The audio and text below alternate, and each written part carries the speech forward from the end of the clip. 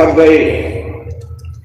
हर कोई ऐसी छांव चाहता है जहां उसे ठंडक मिले, शांति और सुकून मिले, और ये सब वहीं मिल सकते जहां शांति के संदेश होते, सुकून के संदेश होते, मानव धर्म और मानव कर्म के संदेश होते। और ये संदेश केवल संत महात्मा फकीर देते हैं, जो समदर्शी होते, जो समस्त जीवों के अंदर उस प्रभु के अंश को देखते। ऐसे समदर्शी उन महात्माओं की खोज करो।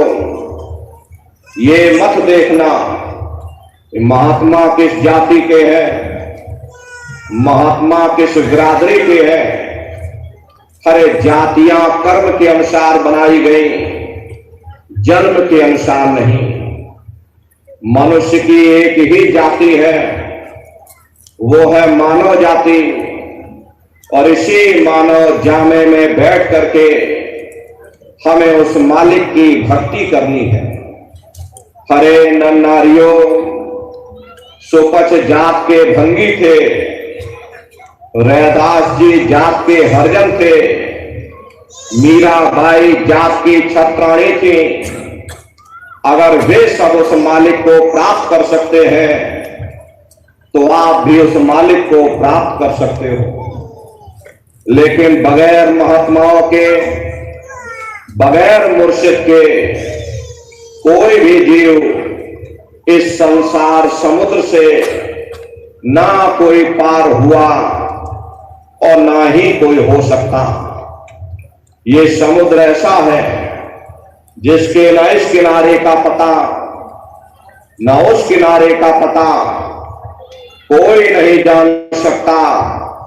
ये दुनिया कब बनी, कितनी बार प्रलय और महाप्रलय हो गई, लेकिन इतना जरूर मालूम है कि जिस दिन से दुनिया बनी हम लोग यहीं पर भटका खा रहे। अगर इधर से हवा चली, नैया हमारी उधर चली गई, और अगर उधर से हवा चली तो हमारी नैया डगमगाते हुए इधर चली गई। न जाने कितने युग और कल्प बीत गए, लेकिन हमारी ये नैया आज तक इस भवसागर से किनारे नहीं लगी। इसलिए नर नारियों, सौभाग्य से वक्त का इतना बड़ा वरदान आपको मिला, ये मानव तन आपको मिल गया। न जाने किस महात्मा की दया हो गई, न जाने कौन से जन्म जन्मांतरों के शुभ पुण्य कर्मोदय हो गए, जो आपको ये मनुष्य शरीर मिल गया। खैर अब की बार मौका मिल गया, समय रहते हुए अपनी जीवात्मा के कल्याण के लिए थोड़ा बहुत विचार करिएगा, वरना ये समय तुम्हारा निकलता चला जा रहा है। मिली निर्देह है तुमको, बनाओ काश कुछ अपना, पचो मत आए जग में, जानियो रैन का सपना। हरे नर नारियों, जैसे रात में हम लोग स्वप्न देखते हैं, हालांकि उस समय पर हमें स्वप्न सच मालूम पड़ता, असली प्रतीत मालूम होता, लेकिन जब हम सुबह उठते हैं, जब हमारी आंखें खुलती, तब हमें होश आता, नहीं भाई हम तो स्वप्न देख रहे थे, ये सब भ्रम है। ठीक उसी प्रकार से ये दुनिया भी 10, 20, 100 साल का स्वप्न है। अब आप कहोगे हम जाग रहे, परंतु प्रेमी भाई बहनों, ऐसा हरगिज नहीं है। जिस दिन मौत का वक्त आएगा, खैर आप रोगे, हाय हाय करके चिल्लाओगे कि हाय हमने सारी जिंदगी यूं ही स्वप्न में गुजार दी, जागने का समय अभी आया, जो कुछ करना है अभी करना। लेकिन प्रेमी भाई बहनों, अब पछताए हो क्या जब चिड़िया चुग देखे। महात्मा प्रेम से जीवों को समझाते हैं कि भाई देह और ग्रह सब झूठा, भरम में काहे को खपना। ये घर बार हमारा अपना नहीं, हरे पराया देश है। ये सराय खाना है, ये मुसाफिर खाना है। ये शरीर भी तुम्हारा अपना नहीं, ये भी काल का पिंजरा है, किराए का मकान है, पराया मकान है। किसी को 40-50 साल के लिए मिला, किसी को 80-90-100 साल के लिए मिला। पर जितने जितने श्वास उस मालिक ने बख्शे हैं, उसे भुगतने के बाद में हमें शरीर को यहीं छोड़ जाना। श्वास धारा नित्य ही जारी, एक दिन खाली चाम।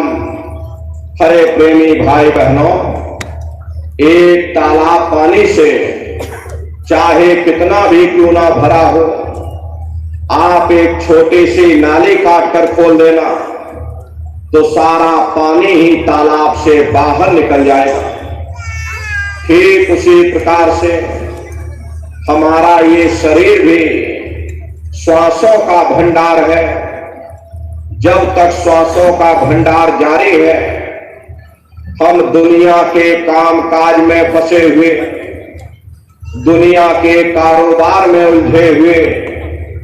लेकिन जिस वक्त ये श्वासों का भंडार खाली होगा, हरे टेलीफोन खड़क जाएंगे, तार पहुंच जाएंगे, संदेश पहुंच जाएंगे। सब रिश्ते नातेदार, सब कुटुंब परिवार वाले, सब अड़ोस पड़ोस वाले मिनटों सेकंडों में इकट्ठा हो जाएंगे। प्रेमी भाई बहनों, मामूली कष्ट नहीं होता। मौत के समय में घनघोर पीड़ा होती है। सहजो बाई ने उस पीड़ा को बयान किया कि सहजो मौते आइया, अंगे अंग दिया तोड़, और हिया जरे छाती फटे, उठे पीर घनघोर। गुरु महाराज सत्संग में फरमाते थे कि जैसे 1,00,000 बिच्छू एक साथ मिल करके हमारी जिस्म पर डंक मारे, उससे भी लाखों करोड़ों गुना ज्यादा मौत के समय में दर्द होता। जब मृत्यु आती है तो किस तरह से प्राण निकलते, प्राणों के निकलने की क्या प्रक्रिया होती है, जरा उसे भी आप लोग समझ लीजिए। देखो प्रेमी भाई बहनों, जैसे संसार में महाप्रलय आती, महाप्रलय के समय क्या होता, सबसे पहले पूरी पृथ्वी ढह जाती। ये पृथ्वी पानी में घुल करके और पानी बन जाती। मानो सृष्टि की प्रलय एक बड़ी कयामत है और शरीर की प्रलय एक छोटी कयामत है। तो जैसे ही मौत आएगी, सबसे पहले गुदा चक्र टूटेगा, सिमटत भास श्वास उठ जावे, प्राण पति जब सिमट समावे। उस समय हमारी श्वासें रुक जाएंगी, शरीर की चेतना पीछे सिमटने लगेगी। तो सबसे पहले गुदा चक्र ही टूटेगा, क्योंकि गुदा चक्र में पृथ्वी का वास होता। गुदा चक्र टूट करके ऊपर इंद्रिय चक्र में समा जाएगा। इंद्रिय चक्र में जल का वास होता, यानी जल ने पृथ्वी को घोल दिया। फिर जब इंद्रिय चक्र टूटेगा तो ऊपर नाभि चक्र में समा जाएगा। नाभि चक्र में अग्नि का वास होता, यानी अग्नि ने फिर जल को सुखा दिया। ये नीचे से सिमटाव होता है। फिर जब ये नाभि चक्र टूटेगा तो हृदय चक्र में समा जाएगा। हृदय चक्र में वायु का वास होता है, यानी कि वायु ने अग्नि को अपने में समाहित कर लिया।